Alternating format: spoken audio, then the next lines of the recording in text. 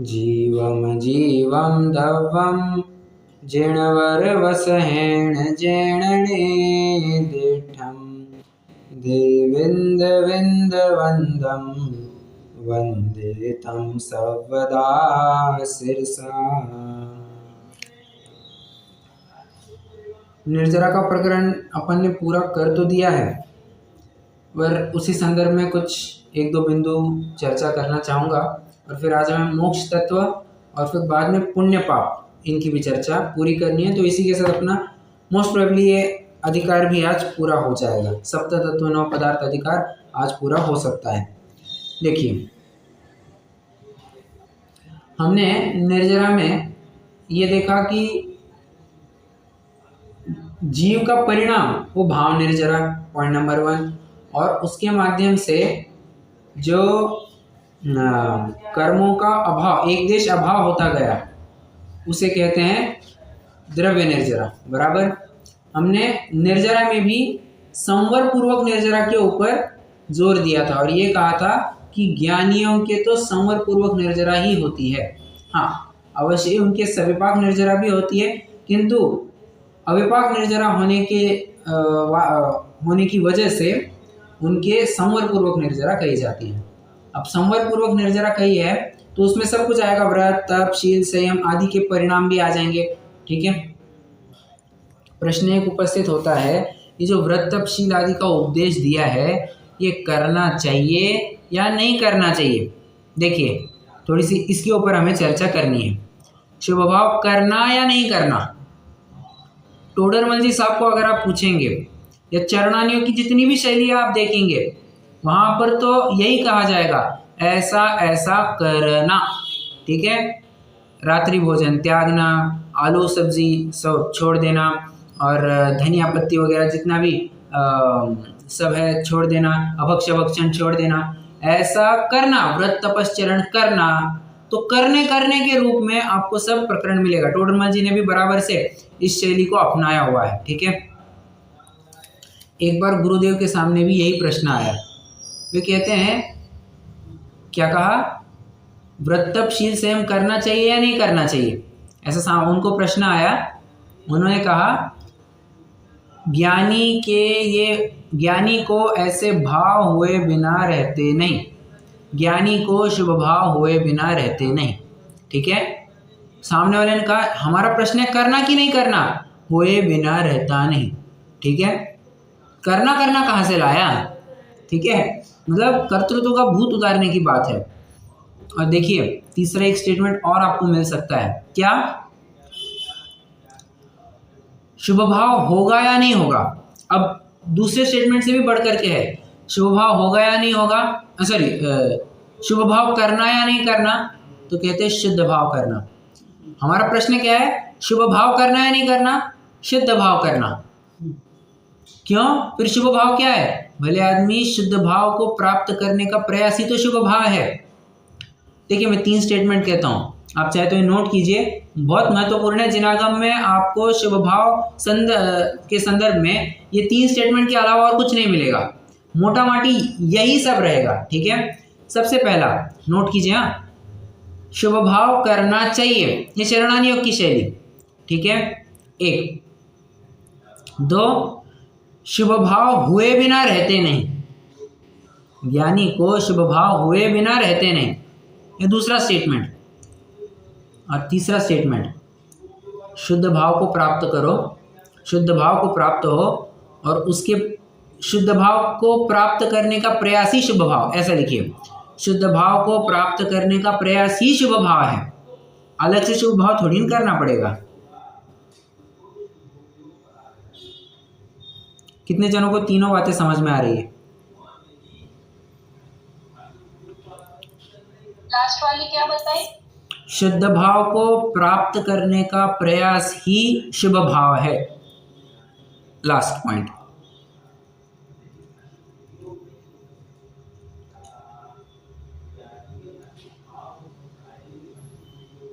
समझा?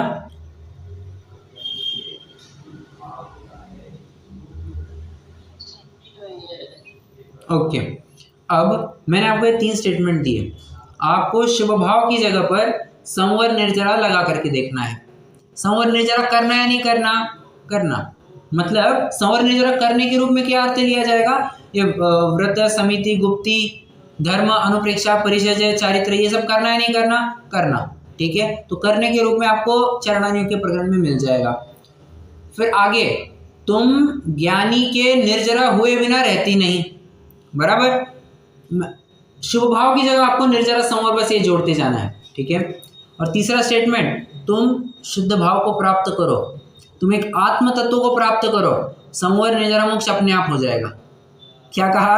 संवर निर्जरा, आत्मा को प्राप्त करो, संवर निर्जरा मोक्ष अपने आप हो जाएगा। क्यों? क्योंकि यही आत्मा में से ही तो ये सब होते हैं, आत्मा की ही तो विशेष है। और अपन हर गाथा में देखते आ रहे हैं कि अपणोह परिणामो, आत्मा के ही परिणाम है। संवर, आश्रव कहो, बंध कहो, संवर कहो, निर्जरा कहो, मोक्ष कहो, सब आत्मा के ही तो परिणाम है। तो एक मात्र उस आत्म ज्योति को प्राप्त करोगे तो अपने आप ये सब हो जाएंगे, मतलब आश्रव बंध हटते जाएंगे, संवर निर्जरा होती जाएगी और मोक्ष को प्राप्त हो जाएंगे। ठीक है, बस ये मुझे विशेष चर्चा करनी थी। अभी अपन निर्जरा का प्रकरण अपना हो गया है। एक मिनट,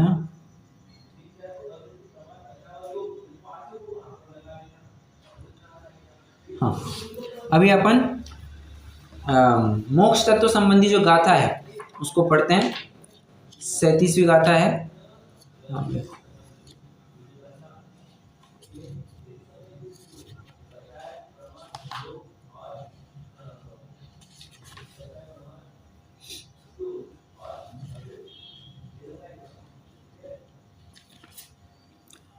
पृष्ठ क्रमांक 174।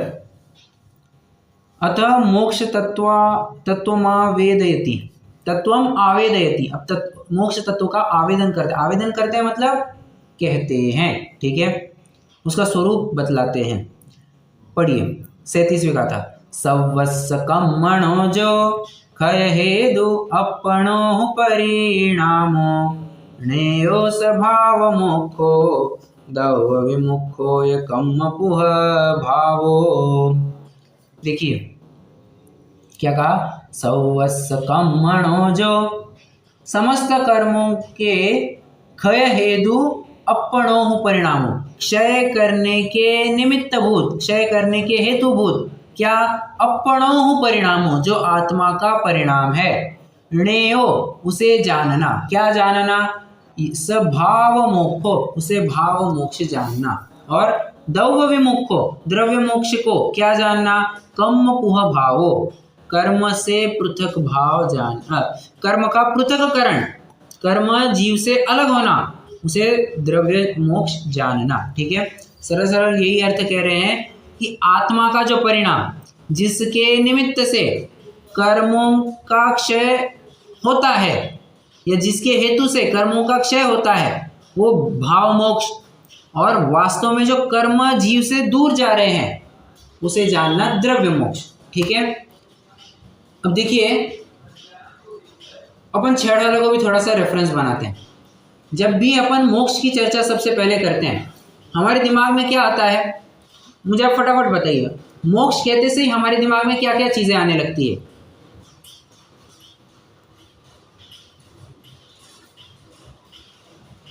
चित्तशिला, बराबर। संसार का परिवर्तन, क्या क्या?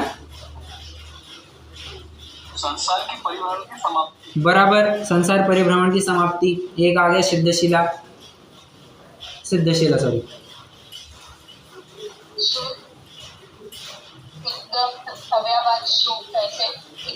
बराबर। ये उनके 8 गुण सामने आ जाते हैं। और बताइए, अरे कितना सिंपल है।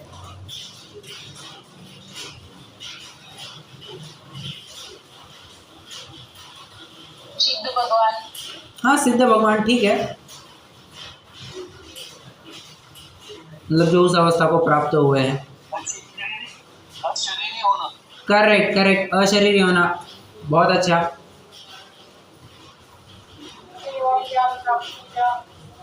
केवल ज्ञान प्राप्त हो गया, ठीक है, वो 8 गुणों के अंतर्गत अपन ले सकते हैं। सारे गुण प्रकट हो गए। बहुत अच्छा, बहुत अच्छा। कर्म नष्ट हो गए, समस्त गुण प्रकट हो गए। तो ये सब बातें हमारे ख्याल में आती है मोक्ष कहते से ही। किंतु द सैडेस्ट पार्ट इज, हम ये जितने भी विचार करते हैं सब द्रव्य मोक्ष का विचार करते हैं। भाव मोक्ष का हम कभी विचार ही नहीं करते। नहीं, मैं आपको किसी को दोष नहीं दे रहा हूँ, ये सहज होता है। मोक्ष बात कही तो ये सब बातें ख्याल में आ जाती है। क्या क्या, मैं एक बार फिर से समराइज करता हूँ। एक तो सिद्धशिला आ जाती है, एक तो संसार परिभ्रमण का अभाव आ जाता है, एक समस्त गुण प्रकट हो गए वो आ जाता है, एक केवल ज्ञान प्रकट हो गया वो आ जाता, मतलब उसी के अंतर्गत आ गया। और अशरीरीपना सामने आ जाता है, सिद्ध भगवान सामने आ जाते हैं, और अभी क्या देखा, समस्त कर्मों का अभाव सामने आ जाता है। तो ये सब बातें हमारे ख्याल में आ जाती है, ठीक है। किंतु भाव मोक्ष के स्वरूप से हम बहुत अनभिज्ञ है। भाव मोक्ष तो वास्तव में देखा जाए तो अपने पास ही है। क्यों, कैसे? आत्म को हित है सुख सो सुख, आकुलता बिन कहिए, आकुलता शिव माहिनता ते, शिव मग लाग्यो चाहिए। ये तीसरे ढाल की पहली दो पंक्तियां हम सभी को याद है। उसमें अपन ने डंकी की चोट ये बात कही है कि वहां पर शिव का अर्थ क्या लेना। शिव का अर्थ आप दोनों भी ले सकते हैं, एक द्रव्य मोक्ष भी ले सकते हैं, एक भाव मोक्ष भी ले सकते हैं। अरे भाव मोक्ष प्रकट कर लिया तो द्रव्य मोक्ष वर्तमान में हो ना हो वो तो अपने आप हो जाएगा, उसको फिर प्रकट करने की चिंता करने की जरूरत नहीं है। तुम भाव मोक्ष को प्राप्त हो, तुम अपने आत्मा के परिणामों को संभालो, बस यही बात कहना चाह रहे हैं।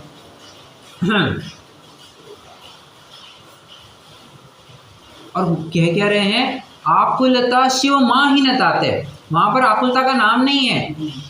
ओके, मेरा धाम, वो मेरा धाम वो कविता है ना, क्या है, आदि व्याधि का नाम सत्य शिव सुंदर मेरा धाम, शुद्धात्म है मेरा नाम, मात्र जानना मेरा काम, मुक्तिपुरी है मेरा धाम, मिलता जहां पूर्ण विश्राम। बराबर। तो पूर्ण विश्राम कहाँ पर है? वहां पर मोक्ष में। मोक्ष कह करके, अच्छा मोक्ष कहा तो सबसे पहले नजर हमारी ऊपर जाती है, ऊपर गई तो भी कुछ होना चाहिए। हमारी उंगली भी, और जितने भी वक्तागण होते हैं, जो भी कोई प्रवचन आदि करता है, चर्चा वगैरह करता है, मोक्ष कहते से उसकी उंगली या उसका हाथ ऊपर उठने लगता है। क्यों?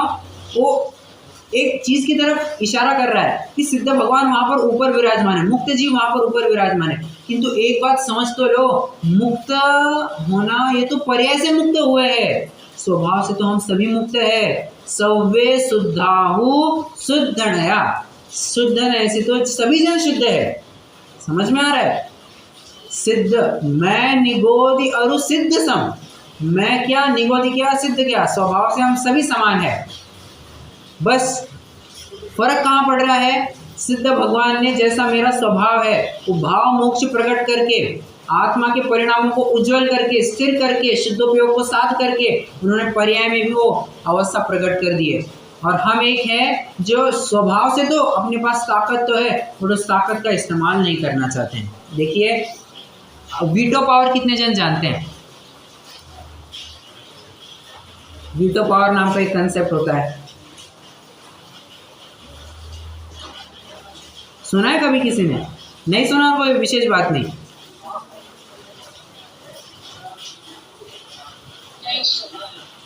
अच्छा, आपने सुना है डॉक्टर साहब, बाकियों ने नहीं सुना, ठीक है। Can you explain what is the concept of veto power?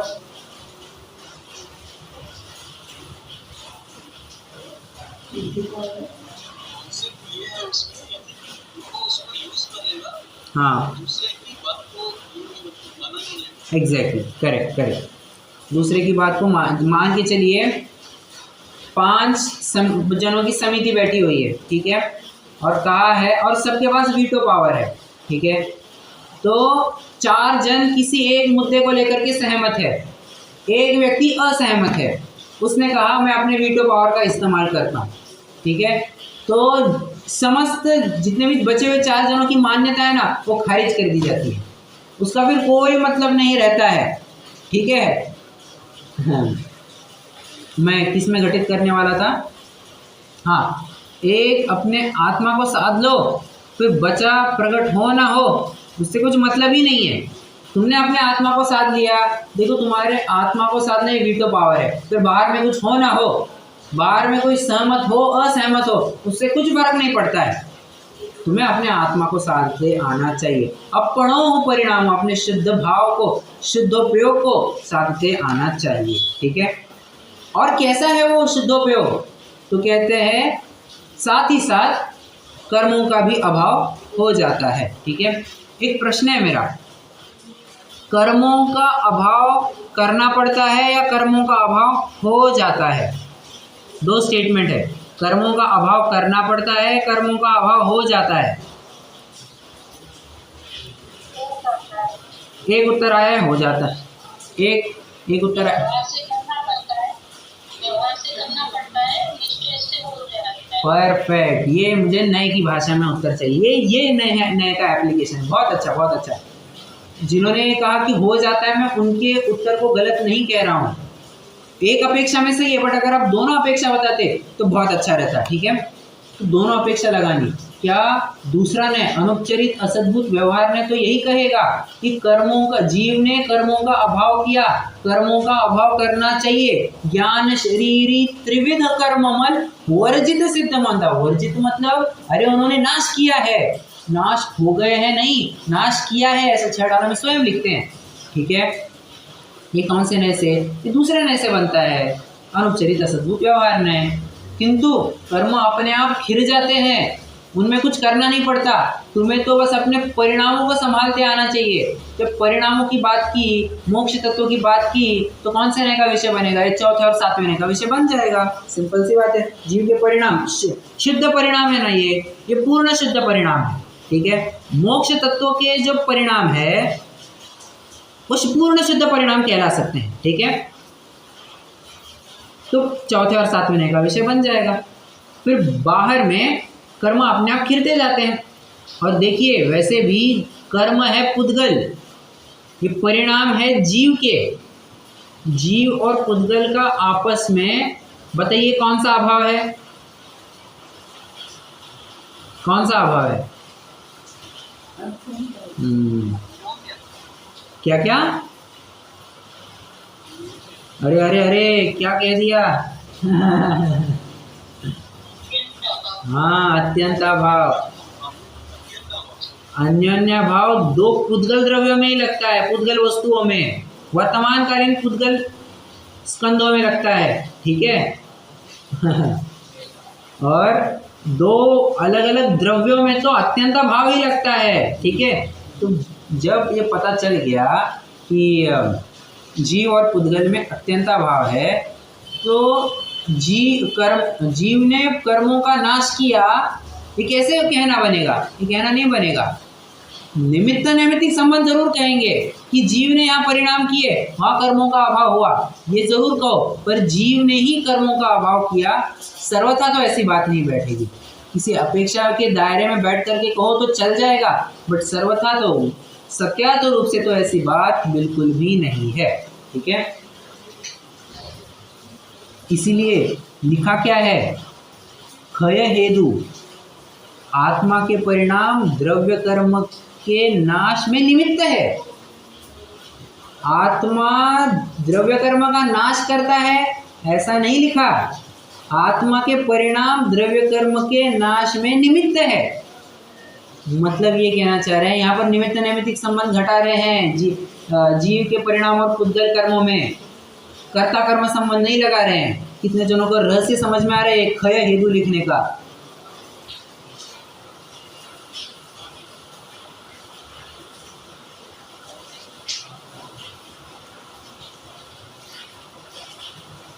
अरे समझा या नहीं समझा?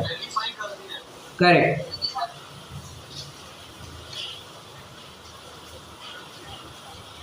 हाँ।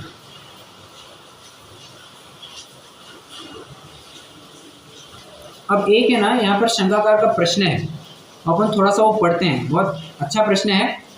पेज नंबर 176 पर आ जाइए। शंका है यहाँ पर, मैं जानबूझकर, मैं चाहूँ तो आपको ये भी कह सकता हूँ, आप घर पर पढ़ लो। बट जो थोड़ा महत्वपूर्ण है, थोड़ा इंटरेस्टिंग टॉपिक है, अपन कक्षा में ही साथ में पढ़ेंगे। बाकी जो सामान्य प्रकरण में आपको खुद कह दूंगा, ये आप घर पर पे पढ़ लीजिएगा, ठीक है। तो अभी ये पढ़ते हैं। शंका, इंद्रिय सुख ही सुख है, सिद्ध जीवों को इंद्रिय और शरीर का अभाव होने से पूर्वोक्त अतीन्द्रिय सुख किस प्रकार हो सकता है? उसका उत्तर दिया जाता है, सांसारिक सुख तो स्त्री सेवन आदि 5 इंद्रियों के विषयों से ही उत्पन्न होता है, परंतु 5 इंद्रियों के विषयों के व्यापार रहित अव्याकुल चित्त वाले मनुष्यों को जो सुख है वह अतीन्द्रिय सुख है। वह यहाँ भी देखा जाता है।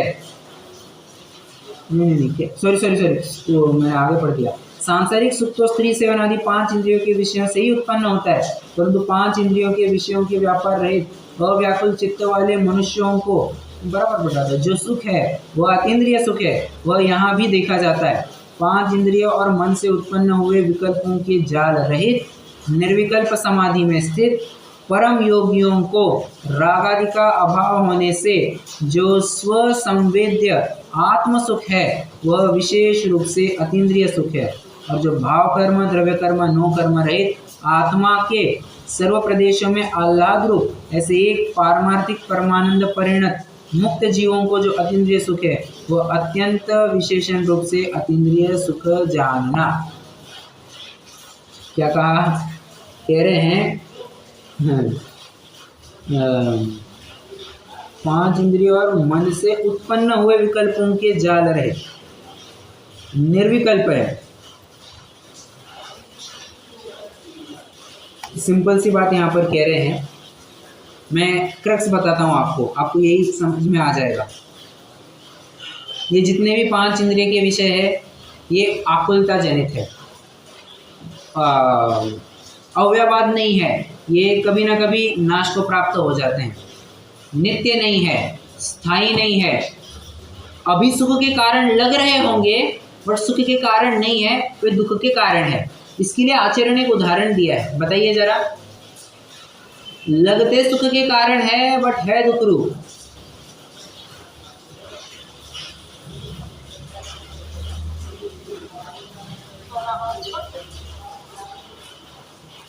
क्या क्या?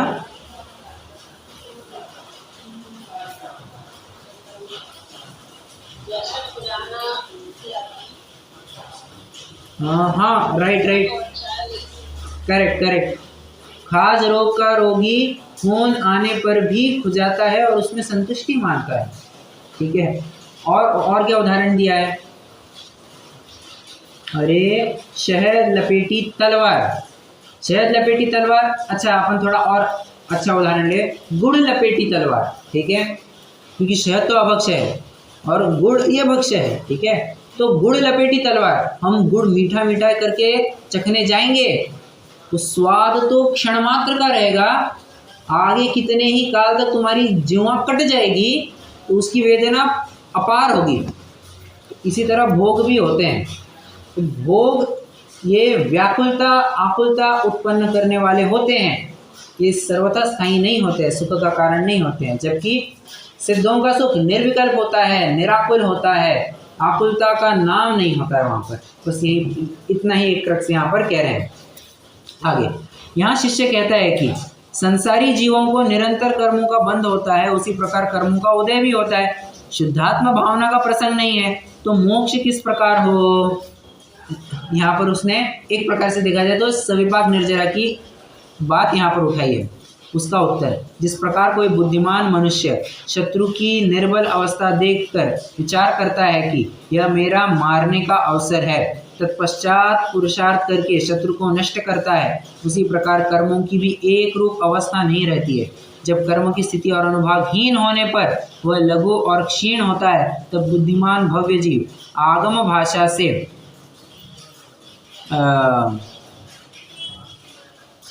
क्या है, क्षयक्षम विशुद्धि देशना प्रायोग्य और काल लब्धि, इनमें से 4 तो सामान्य है और करण लब्धि सम्यक तो होने के समय होती है। इस गाथा में कथित 5 लब्धि नामक निर्मल भावना विशेष रूप खड़क से और अध्यात्म भाषा से निज शुद्धात्माभिमुख परिणाम नामक विशेष प्रकार की निर्मल भावना रूप खड़क से पुरुषार्थ करके कर्म शत्रु को नष्ट करता है। यह बहुत बड़ा स्टेटमेंट था, बहुत बड़ा। यहाँ पर इतनी बात कह रहे हैं कि जो कर्म है जब वो दुर्बल हो जाता है, उदाहरण तो याद दिया है कि जब शत्रु अत्यंत बलहीन हो जाता है, बेहोश हो जाता है, उसे खत्म करने का वही सबसे बड़ा अवसर होता है। जब शत्रु होश में आ जाए तब लड़ने से क्या, जब शत्रु बेहोश होता है, जब उसका ध्यान नहीं होता है, तब उसको खत्म करने में ही समझदारी है। बराबर उसी तरह कह रहे हैं जब कर्मों की स्थिति और अनुभव कम होगा तभी अपना काम करके लेना आवश्यक है।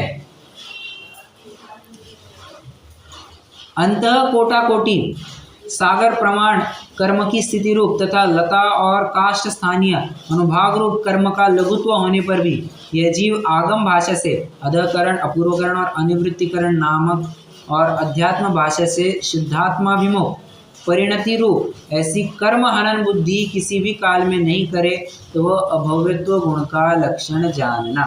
मगर वो किसी कहना ये चाह रहे हैं कि अगर किसी भी प्रकार का पुरुषार्थ न करता पाया जाए तो समझ लेना कि ये भले आदमी है, अभव्य है, इसको कोई मोक्ष में जाना नहीं है, क्योंकि अंदर में जैसा स्वभाव होता है कहीं ना कहीं बाहर में वो रिफ्लेक्ट होता ही होता है। बराबर आम पका हुआ है तो कहीं ना कहीं बाहर दिखेगा ही दिखेगा, तो उसके पीलेपन में से, उसकी सुगंध में से सब दिखेगा ही दिखेगा। ठीक है,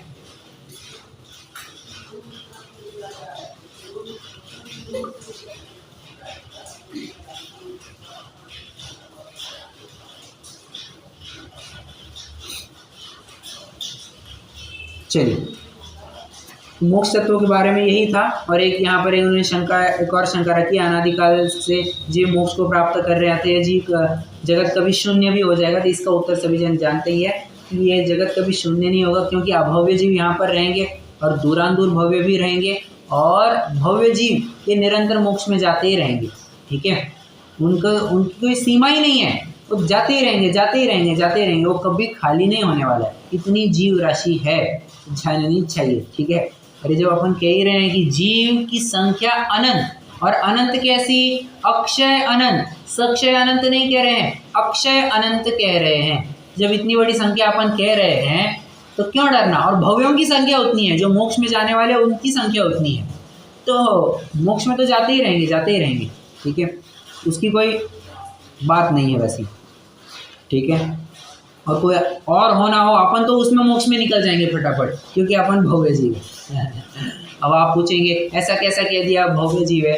अरे प्रथम संवेग आस्ति की अनुकंपा, तत्वों के प्रति रुचि, रुझान, इन सब बातों को ध्यान में रखते हुए, देवशास्त्र गुरु का श्रद्धान, इन सब बातों को ध्यान में रखते हुए अपन ये समझ सकते हैं कि वह हम निकट भव्य जीव है, हम अब जल्द से जल्द मोक्ष में ही जाने वाले हैं। तत्प्रति प्रीति चित्तेन, प्रीति चित्त से सुनते हैं, येन वार्ता पिहि श्रुता निश्चितम स भवेद भव्यो भावी निर्वाण भाजनम, वो अवश्य ही अल्पकाल में मोक्ष की प्राप्ति करता ही करता है। ठीक है, मोक्ष तत्व की चर्चा हो गई। अब आते हैं हम 38वीं गाथा पर, जहाँ पर पुण्य और पाप की चर्चा करते हैं।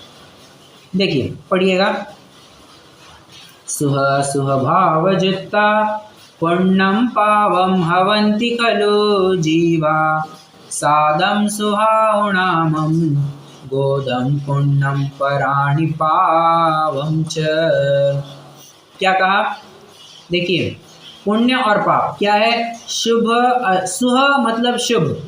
अच्छा एक और बात, मैंने आपको कहा था ना कि पूरे प्राकृत में बाण का ण ये ही प्रयोग किया गया है, नल वाला न बिल्कुल भी प्रयोग नहीं किया गया है। ठीक है, उसी तरह आप पाएंगे यहाँ पर पूरे प्राकृत में आपको शर्म या शर्मा वाला श बिल्कुल भी प्रयोग किया हुआ नहीं मिलेगा। आपको सहज वाला स यही प्रयोग किया हुआ मिलेगा। ठीक है प्राकृत है ऐसा। सुह सुह भाव जुत्ता पुण्यम पावम हवन्ति खलु जीवा, कहते हैं जो शुभ और अशुभ भाव से जुत्ता मतलब युक्त होता है, पुण्यम पावम हवन्ति खलु जीवा, उसे वास्तव में, खलु मतलब वास्तव में, पुण्य जीव और पाप जीव जानना। सादम सुहावणामं गोदम पुण्यम स्वराणि पावम च। यहाँ पर दूसरी लाइन में कुछ उदाहरण दिए हैं। पहली लाइन में देखिए कह रहे हैं जो शुभ भावों से युक्त है उसको पुण्य जीव जानना, और जो अशुभ भावों से युक्त है उसको पाप जीव जानना।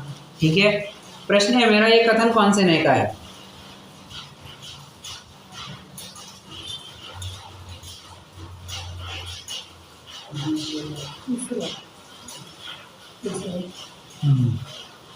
बताइए।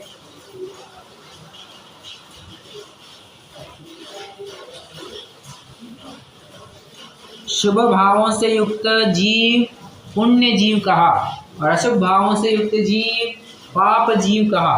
कौन से नए का कथन है? और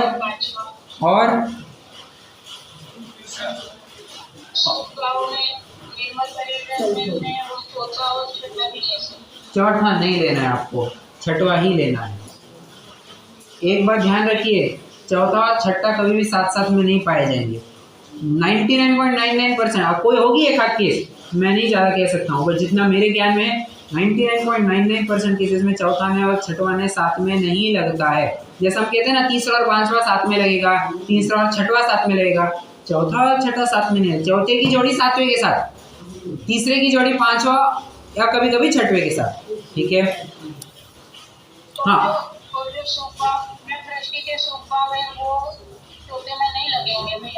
नहीं लगेंगे ना, पहला न सॉरी एक्सट्रीमली सॉरी, तीसरा नय, पांचवा नय, छठवा नय।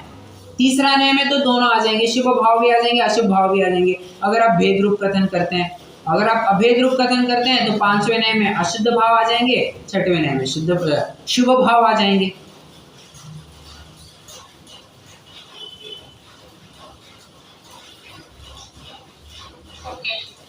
ठीक है,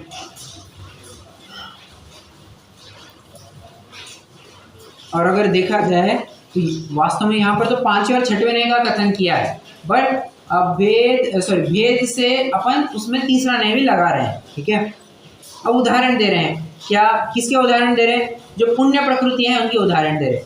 सादम मतलब साता, सुहाऊ शुभ आयु, शुभ आयु, शुभ आयु। ठीक है, मुझे बताना शुभ आयु, प्रशस्त आयु कौन, आयु कर्म कौन से है? प्रशस्त आयु कर्म,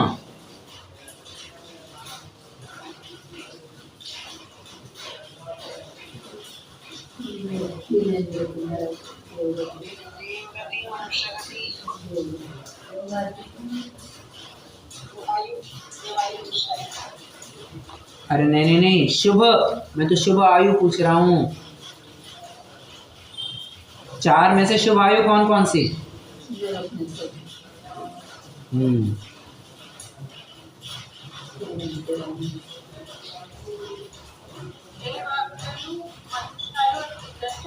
करेक्ट, बहुत अच्छा। देवायु, मनुष्यायु और तिर्यंच आयु, इनको शुभ आयु बताया गया है। ठीक है, हाँ, किंतु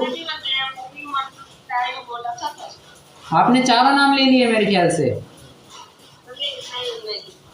तीन ही लिए थे क्या? अच्छा, ओके, सॉरी, मेरे ख्याल में नहीं आया। हाँ, तिर्यंच आयु भी शुभ है। ठीक है, तो साता ध्यान रखना, तिर्यंच गति अशुभ है, तिर्यंच आयु शुभ है। इतनी बात ध्यान रखनी चाहिए।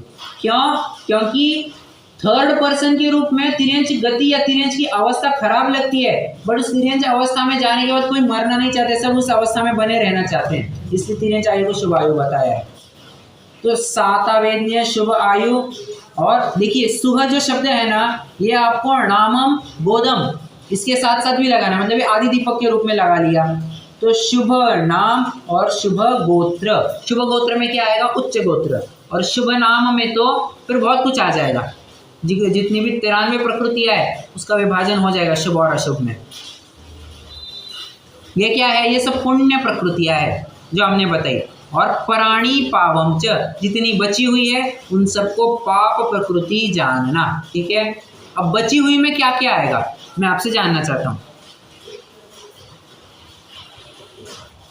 बचे हुए में क्या क्या आएगा?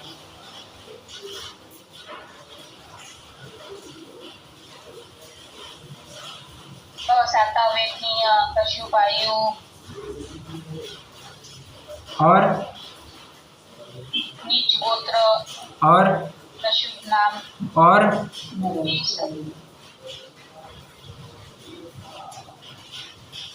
और ये जो चार घाती कर्म है वो सब। परफेक्ट परफेक्ट परफेक्ट, मुझे ये उत्तर चाहिए था। मैं घाती कर्मों के लिए ही रुक रहा था। घाती कर्म एकांत पाप रूप है। क्या कहा? घाती कर्म एकांत पाप रूप है। अघाती कर्म कथनचित, कथनचित माने कुछ कुछ उसके प्रशस्त में जाते हैं, कुछ कुछ उसके अप्रशस्त में जाते हैं। ठीक है, तो पराणी में आपको बचे हुए चार, मतलब बचे हुए अघाती कर्म तो लेने ही है, और समस्त चार घाती कर्म कहिए, विस्तार रूप से 47 घाती कर्म कहिए, ये सब इंक्लूड हो जाएंगे। ठीक है, 47 घाती कर्म कौन से? कौन से? अरे वो तो चार गिना रहे हैं आप।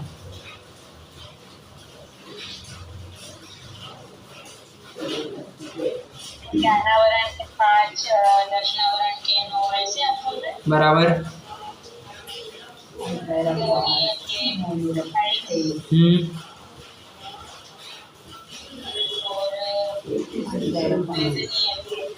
ओए,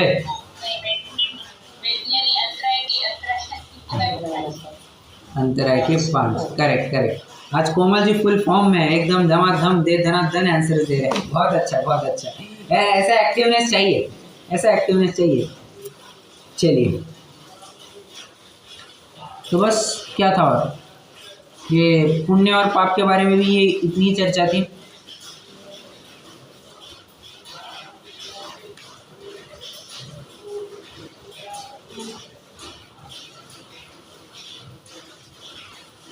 ठीक है,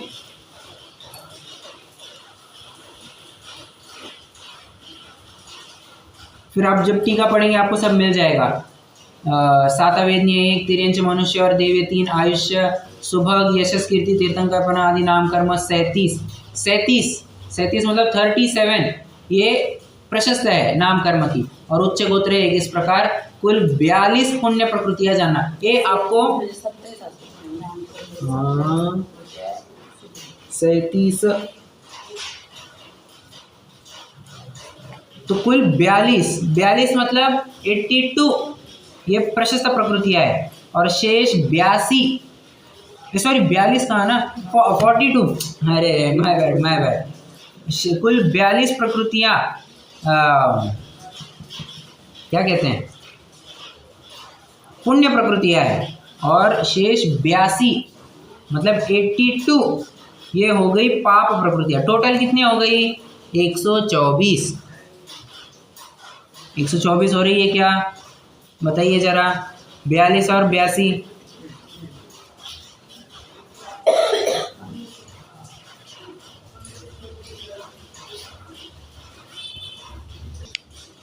एक छोटा सा होमवर्क आप सभी को।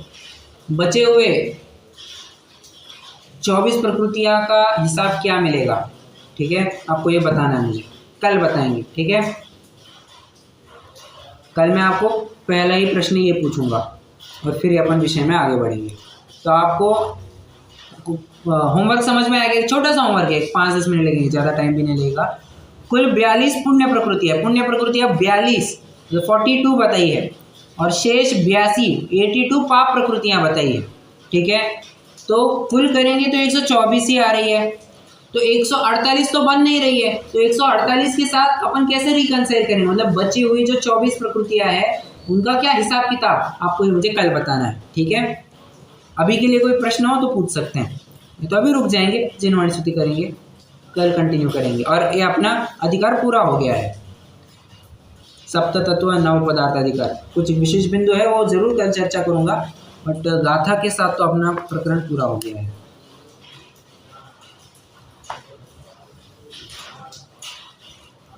नहीं है, चलिए रुकते हैं, जिनवाणी स्तुति।